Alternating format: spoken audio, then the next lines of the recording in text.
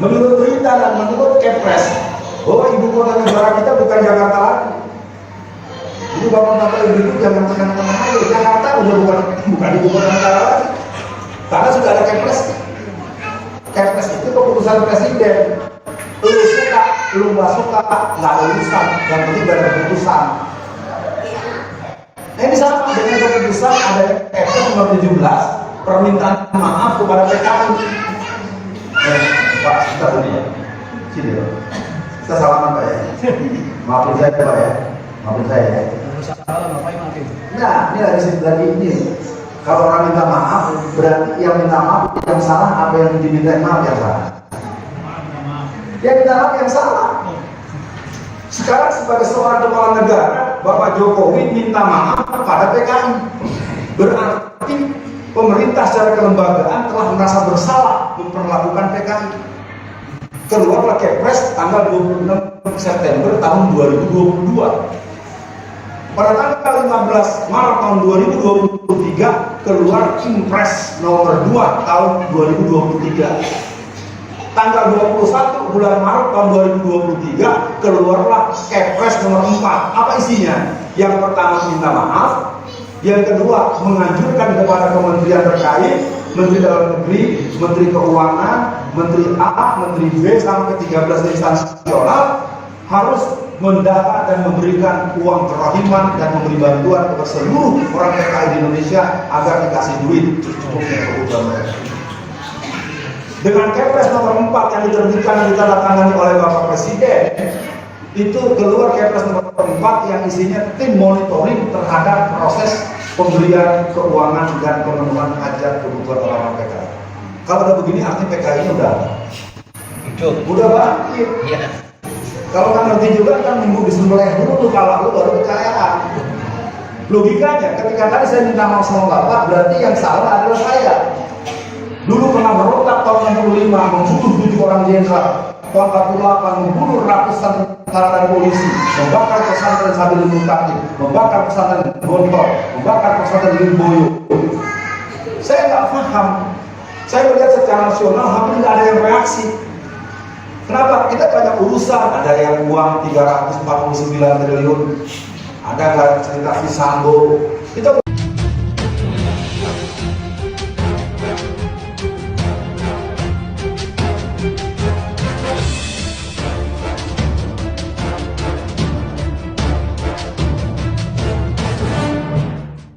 Bapak Ibu berbahagia, tahun yang lalu saya datang ke sini, tempatnya bukan ini. Ini barang baru dan kelihatannya harus kita syukuri dan sekaligus kita syukurkan, dan semoga Allah memberikan rezeki buat masyarakat di sini semua.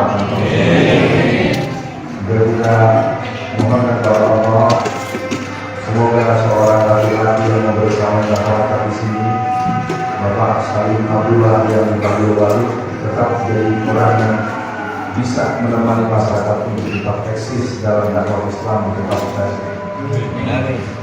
Judul kajian kita pada malam ini adalah hidup bersama Al-Quran.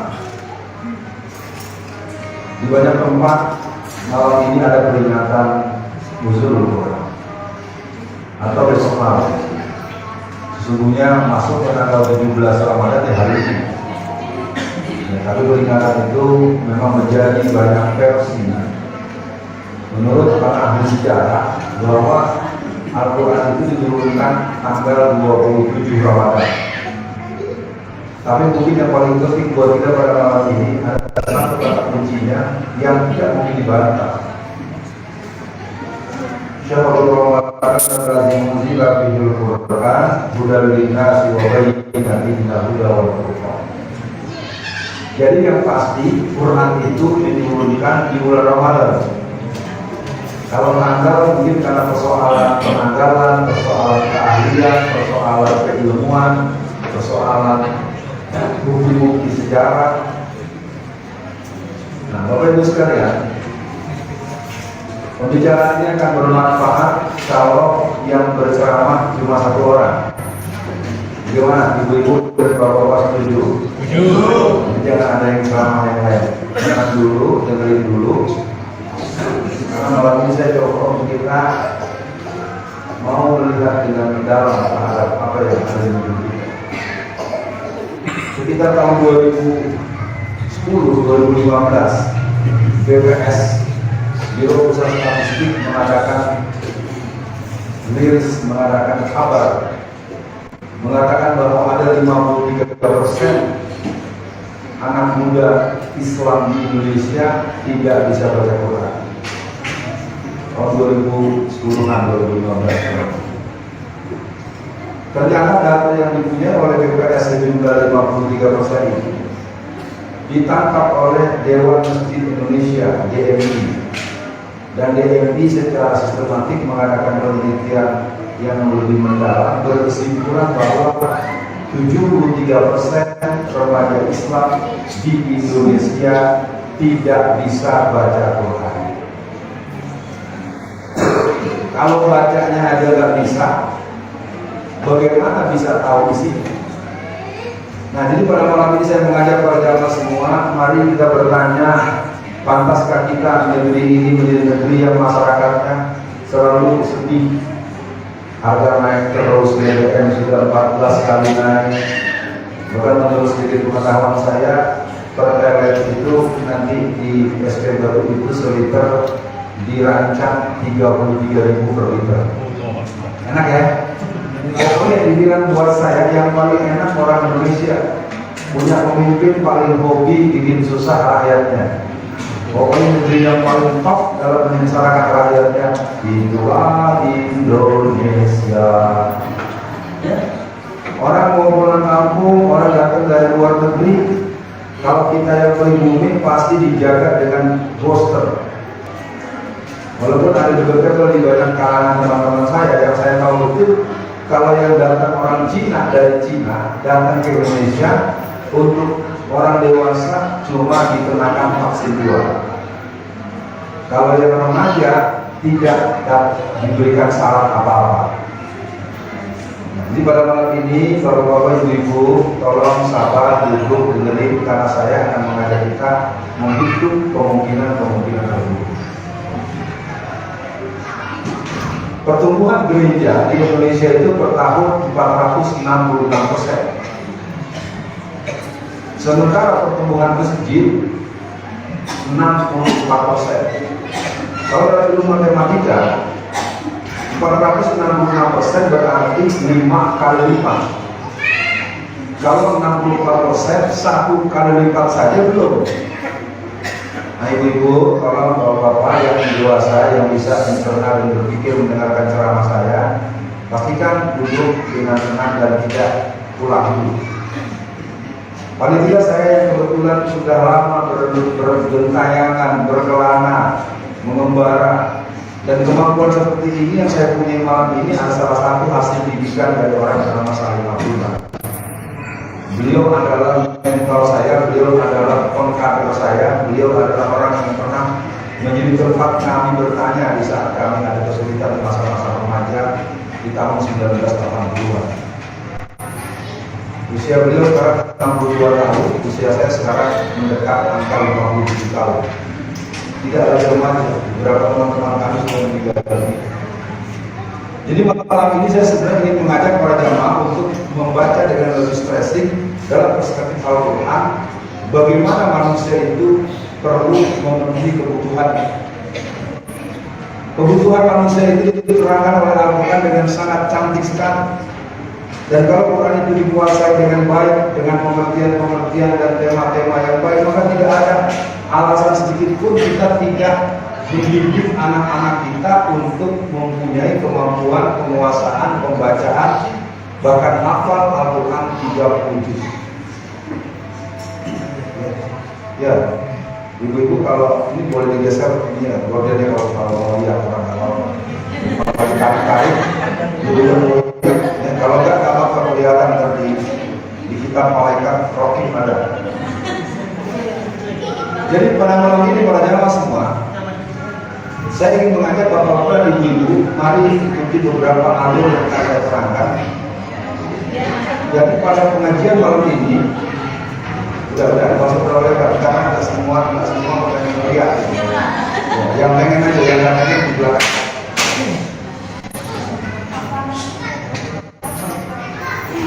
Bapak Ibu Saudara sekalian, saya pikir pada malam ini saya tidak punya kesempatan untuk banyak melakukan pendekatan-pendekatan yang sifatnya terlalu stres. Maka saya ajak dulu kita memahami Al-Quran. Jangan sampai Al-Quran kita ini seperti nyanyian kayak begini. Al-Quran kitab suci yang disimpan dalam laci, yang dikunci, yang dibaca kalau ada orang mati. Bukan ada orang ngaji, yang mati siapa mak? Quran bukan buat orang mati. Ya si wal Quran lagi innaka lamina mursalin. Yang mati sama. Iya, jadi artinya jadi aneh bin ajaib baca Quran ditanya, Al-Quran itu bukan buat orang mati, Al-Quran buat orang hidup supaya orang itu tahu bagaimana cara menjalani hidup. Ibu-ibu kita sekarang banyak anak kecil-kecil pada penyakitan. Kenapa? Karena banyak ibu-ibu zaman sekarang tidak menyusui bayinya selama 2 tahun. Menyusui bayi 2 tahun itu terdapat dalam Al-Quran surat Al-Baqarah ayat 233. Kewajiban mencari rezeki untuk keluarga dan anak-anak itu kewajiban laki-laki.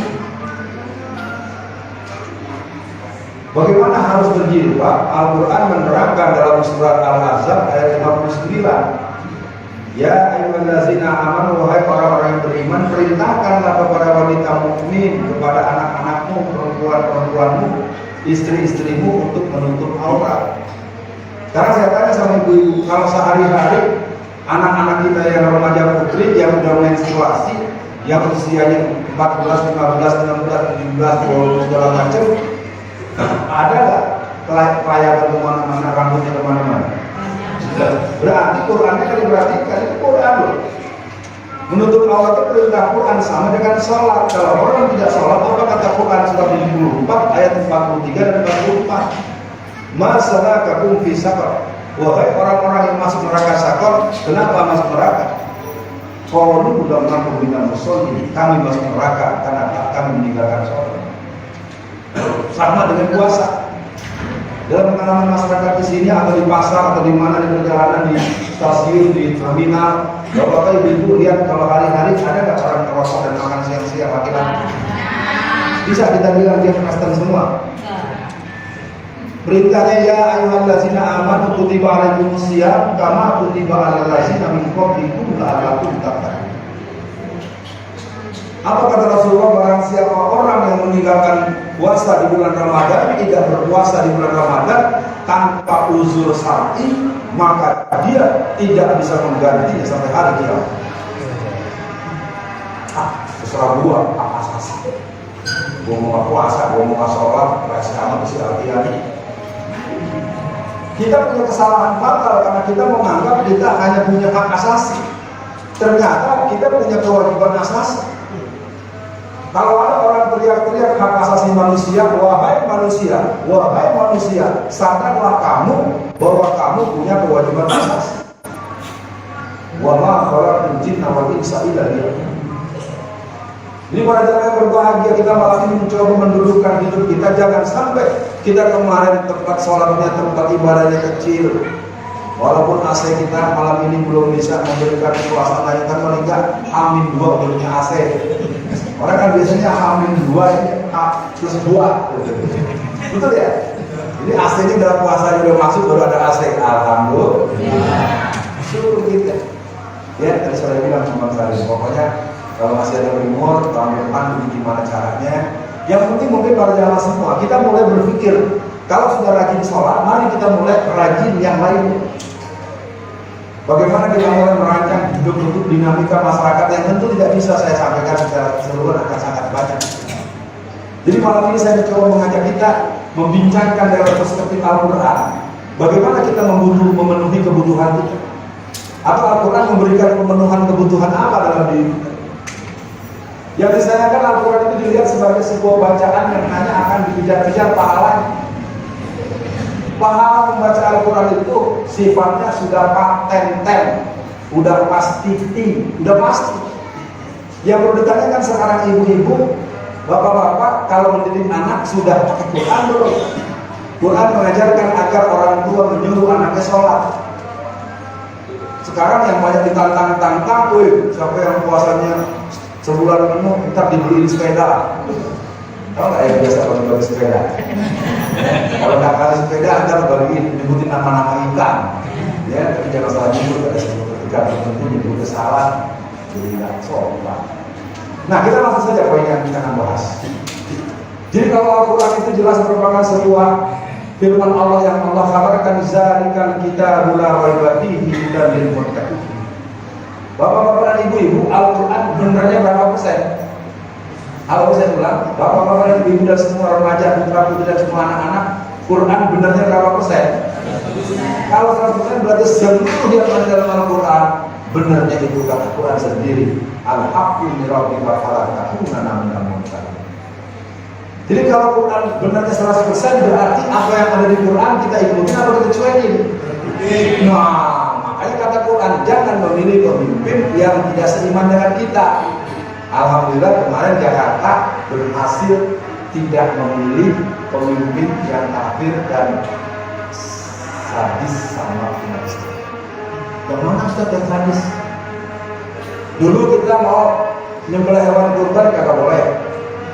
Anak SD, SMP, SMA dilarang menggunakan jilbab ke sekolah. Ibu-ibu, bapak-bapak nggak boleh ke aula kelurahan dan kecamatan untuk pengajian. Tapi kalau kebaktian boleh. Sayangnya kelakuan seperti itu tidak dipahami meluas di masyarakat. Jadi saya mulai saja karena waktunya untuk sampai kepada 4 kebutuhan manusia. Kita mulai dengan kebutuhan dasar. Teman-teman kita di sana lagi berdoa ya, enak juga ya. Dan di sana berdoa masuk di hati kita, ceramah ini masuk lewat TV juga. Nah, kebutuhan manusia yang pertama adalah kebutuhan terhadap agama. Agama itu merupakan satu nilai transcendence yang membuat manusia mempunyai kemampuan untuk menjalani hidup. Nanti saya akan ajak ibu bapak sekalian menghitung apa yang akan kita, yang begini berat dikit nggak apa. Jadi yang pertama kita buat singkat dulu ya. Kebutuhan itu ada banyak. Tapi malam ini saya mau bincangkan ada 4, tapi kita sorot dalam Al-Quran. Bagaimana 4 kebutuhan manusia dalam perspektif Al-Quran dan ajaran Islam secara keseluruhan. Ternyata manusia itu butuh akan agama. Ternyata manusia itu butuh akan ilmu. Ternyata manusia itu butuh akan seni. Ternyata manusia itu butuh cinta. Kalau diterusin bisa 5, 6, 7, 8, 9, 10 kebanyakan. Ntar kita kelamaan ceramahnya, 4 aja dulu. Agama ini ada satu hal yang kita praktekkan dengan bentuk sholat. Apa kata Rasulullah? As-sholatu imaduddin faman aqamaha faqad aqamaddin wa man tarakaha faqad adamaddin.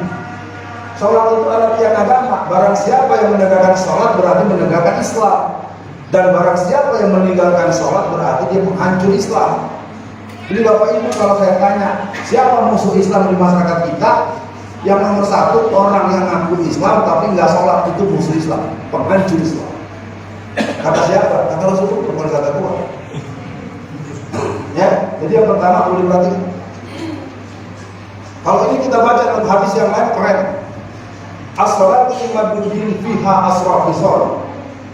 Sholat itu adalah tiang agama, bersamanya ada 10 keutamaan. Wa nurul qalbi, zainul wajhi, wa rahatul badan, wa saqlul mizan, wa hijabu minan nar, wa miftahus sama. Kita ambil 1-2 poin sebagai sebuah pelajaran buat kita pada malam ini. Sholat itu adalah tiang agama, dan sholat itu yang pertama berfungsi sebagai penerangan wa nurul qalbi, cahaya hati, as-sakinah, as-sa'adah, al-halawatul iman. Itu tidak bisa dibayar dengan apapun karena dia merupakan anugerah Allah. Hanya orang yang menjaga sholatnya sajalah yang akan merasakan al-hadarul qalb, kehadiran Allah. Jadi Bapak Ibu yang berbahagia, kita poin pertama kita cukupkan dulu bahwa kebutuhan manusia yang pertama adalah kebutuhan manusia terhadap agama. Poin pertama selesai. Yang kedua, kebutuhan manusia terhadap ilmu. Tadi dibacakan oleh imam kita, ini malam nuzulul Quran. Malam nuzulul Quran itu di mana Rasulullah mendapatkan firman Allah, yang pertama kali di bulan Ramadan, yaitu 5 ayat pertama dalam surat yang sama-sama kita paham al-alaq. Auzubillahi minasyaitonirrajim. Iqra bismi rabbikal ladzi khalaq, khalaqal insana min 'alaq. Iqra wa rabbukal akram alladzi 'allama bil qalam 'allamal insana ma 'lam. Jadi Quran mengajarkan kepada kita untuk membaca. Membaca, kalau kita belajar dalam ilmu budaya, membaca yang tersurat, membaca yang tersirat, membaca yang tersuruh. Bayangkan hari kita ingat tahun 2020, 2021, masyarakat dipersusah untuk sholat. Sholat karpetnya harus digulung, bahkan ada beberapa masjid yang tidak boleh sholat. Ada begitu, Bu. Tetapi kenapa hanya masjid? Kenapa rumah ibadah yang lain tidak ada peraturan seperti itu? Kenapa penganut agama lain malah bisa menyelenggarakan acara mereka besar-besaran tanpa masker? Jadi Bapak Ibu sekalian, saya kasih pengetahuan sedikit. Kita di umat Islam harus belajar ilmu, di antaranya ilmu politik. Kita harus mengerti politik. Politik itu ilmu mengelola kekuasaan. Enak banget giliran kita nggak boleh pakai karpet, nggak boleh ada jumatan, nggak boleh sholat di lapangan. Giliran dia konser, giliran kampanye, giliran ulang tahun anaknya. Ya. Ini kan perhatian serius. Saya bukan sedang ngajak kita jadi marahan atau emosional. Jelas tidak adil, jelas bohong. Kemarin tahun 2021 Desember PPKM level 3 dicabut dengan alasan ada Natal dan Tahun Baru. Enak banget loh. Giliran lebaran orang nggak boleh pulang kampung. Giliran dia alasan Natal dan Tahun Baru PPKM dicabut. Ini terus terang para jamaah, ini ada satu bagian yang menunjukkan bahwa kita kaum muslimin lemah dalam sikap politik. Kemarin itu kalau kita nggak totalkan dia tanggal 19 April 2017 kita bakal kejadian punya gubernur Cina kafir. Padahal Quran katakan, wahai orang-orang yang beriman, diharapkan untuk kamu memilih pemimpin yang dari kalangan Nasrani dan kalangan Yahudi. Ini mulai malam ini ibu-ibu bapak sekalian, saya katakan bagian kedua tentang ilmu apa saja, ya, ilmu yang berhubungan dengan prinsip-prinsip agama tentu harus lewat Al-Quran, ulumul Quran, tafsirul Quran, tentang hadis, mustalah hadis dan segala macam, dari ilmu lain akan kita pelajari.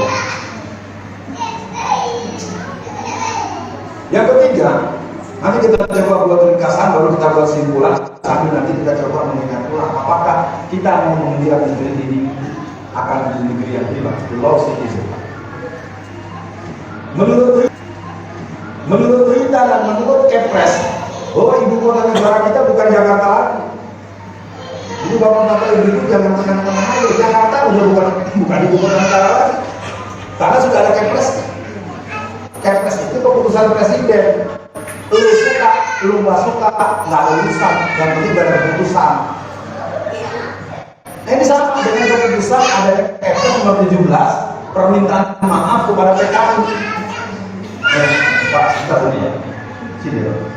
Kita salaman Pak ya. Maafin saya Pak ya, maafin saya ya. Nah, ini lagi ini. Kalau orang minta maaf, berarti yang minta maaf yang salah, apa yang diminta maaf yang salah. Yang minta maaf yang salah. Sekarang sebagai seorang kepala negara, Bapak Jokowi minta maaf kepada PKI. Berarti pemerintah secara kelembagaan telah merasa bersalah memperlakukan PKI. Keluarlah Kepres tanggal 26 September tahun 2022. Pada tanggal 15 Maret tahun 2023 keluar Impres nomor 2 tahun 2023. Tanggal 21 bulan Maret tahun 2023 keluarlah Kepres nomor 4. Apa isinya? Yang pertama minta maaf, yang kedua menganjurkan kepada kementerian terkait, Menteri Dalam Negeri, Menteri Keuangan, Menteri A, Menteri B sampai 13 instansi nasional harus mendata dan memberikan uang kerahiman dan memberi bantuan kepada seluruh orang PKI di Indonesia agar dikasih duit cukupnya kebutuhan mereka.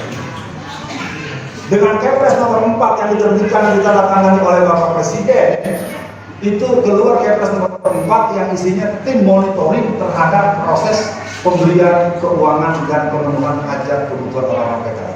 Kalau udah begini artinya PKI-nya udah hidup, udah bangkit. iya. Kalau kan ngerti juga kan minggu disembelih dulu kalau lu baru kekayaan. Logikanya ketika tadi saya minta maaf sama Bapak, berarti yang salah adalah saya. Dulu pernah berontak tahun 65, membunuh 7 orang jenderal. Tahun 48 membunuh ratusan tentara dan polisi, membakar pesantren sambil Mutakin, membakar pesantren Gontor, membakar pesantren Lirboyo. Saya nggak paham. Saya melihat secara nasional hampir nggak ada yang reaksi. Kenapa? Kita banyak urusan, ada yang uang 349 triliun, ada nggak cerita Sambo. Kita udah kebanyakan urusan. Ada petugas penyelenggara pemilu yang tidur sama bini orang. Itu kan bukan pendapat saya, pengakuan si perempuan. Habis dia ngaku, dicabut lagi pengakuannya. Enggak, saya terus ngaku lagi. Jadi hari ini saya ingin katakan Bapak-Bapak dan Ibu sekalian, kita coba tidak menambah lebih jauh. Yang pertama agama, yang kedua ilmu, yang ketiga adalah seni. Seni itu adalah satu nilai di mana orang mengatakan sesuatu, menampilkan sesuatu, dan sesuatu itu membuat orang akan merasakan adanya yang enak asik, baik mudah dilihat maupun mudah didengar. Ada anak kecil lari-lari teriak-teriakan, siapa yang pengen marah? Tadi mau marah, lu juga punya gitu. Ini kan kita sedih juga kan. Coba kalau ada dalam beberapa kalangan para ulama, kalau di musik-musik sudah tidak ada lagi anak-anak yang berlari, maka anda di situ sudah tidak ada lagi berkomunikasi. Jadi saya pesan saja, bukan karena dia jujur saya, maksud saya tetap enggak diomongin musikin sama bapaknya, yang dulu atau kotek-kotek, itu begitu kalau kesetrum. Sebelum kayak ini, kayak sing, kamu itu berdiri semua kan, kayak dalam kartun. Mari kita coba tes. Ibu bapak sekalian, satu hari diundang oleh seorang yang sangat kaya di katakanlah di kampung kita ini, sangat kaya. Dia siapkan makanan yang satu porsinya sampai 699.000 satu porsi. Buat ibu-ibu kalau beli makanan satu porsi 699.000 murah atau mahal? Enggak, ini satu, yang sebelah sini lagi 719.000, yang sebelah sini lagi 1 juta kapal. Itu dihidangkan. Lalu bapak ibu kumpul semua, apa kita tuan rumah? Warga sini, oh kagak bakal beli makanannya. Kalau belum makan cuma ngeliatin aja, sekarang kalau habis. Kira-kira kalau ditawarin dengan cara gitu, kita seleranya hilang atau seleranya naik? Fabima rahmatin minallahi lintalahum walau kunta fazzan ghalidhal qalbi lam fahlu min hawli fa'fu anhum wastaghfir lahum wasyawirhum fil amr wa idza azamta fatawakkal 'ala Allah innallaha yuhibbul muttaqin. Jadi yang ketiga adalah seni. Bapak Ibu bisa bayangkan kita dari pagi sampai sore puasa, datang ke rumah Ustaz Salim masaknya cuma ikan asin, ada ikan peda, sambalnya sambal keras, ada sambal bawang, kasih sayur asam, nasinya debu begitu. Ibu bapak silakan makan, mohon maaf. Kira-kira makanan apa nggak ya? Makannya ikan asin sangat sederhana, karena tuan rumah itu rendah hati dan sopan mempersilahkan. Kita yang makan juga ngegaras. Kayak ada gue bikin mumpung gratis, serbu kan gitu. Yang keempat, kebutuhan yang keempat bagi manusia adalah kebutuhan manusia akan cinta. Cinta tak pernah berujung dan cinta sering tak bisa didefinisi. Jangan tanyakan cinta padaku, karena cintaku ada pada cucuku. Dulu pada remaja aku cinta dengan cinta pertama kita, di mana tinggalnya sekarang. Tapi ada rumus. Cinta pertama dan utama apa kata Quran dalam surat Al-Baqarah ayat 165, alladzina amanu asyaddu hubban lillah. Orang-orang yang beriman amat sangat cintanya kepada Allah. Jadi kalau ada orang mengalahkan Allah dengan alasan cinta kepada manusia, lalu dia berani menikah beda agama, berarti dia telah menjadi dulu Allah. Batal sahadat. Ada nggak di masyarakat orang beda agama nikah? Batal sahadat. Itu Quran loh. Yang kedua, Rasulullah dalam sebuah hadis katakan, qala Rasulullah sallallahu alaihi wasallam, la yu'minu ahadukum hatta ahaba ilaihi wa waladihi wa nasi ajma'in. Tidaklah engkau dikatakan beriman sebelum engkau mencintai aku lebih dari segalanya. Mana yang lebih hebat, Soekarno atau Muhammad? Emang lupa sama orang itu? Masih ingat gak? Waktu kemarin udah kalian pindah ke agama lain. Kayaknya pada lupa nih, kayaknya dari gampang-gampang mana yang lupa ya? Adanya itu yang kagak yang sama pengajian. Yang katanya ada akhirat yang dipercayain. Yang anaknya bilang jangan kursi-kursi tempat perpecahan bangsa dan negara. Yo, bagaimana orang model begitu? Ini persoalan serius. Jadi yang keempat adalah cinta. Mari kita renungkan dulu. Dengan agama hidup menjadi terarah, dengan ilmu hidup menjadi mudah, dengan cinta hidup menjadi, dengan seni hidup menjadi indah, dengan cinta hidup menjadi bergairah. Jadi tidak ada cerita kita berkumpul di masjid ini dengan pertolongan Allah kita bisa berkumpul. Maka saya himbau ke seluruh masyarakat, mulai hari ini jadikan masjid ini tempat kita berkumpul, diawali dengan subuh. Mulai kita start di lingkungan kita, subuh kita sama dengan Jumatan. Oke, sampai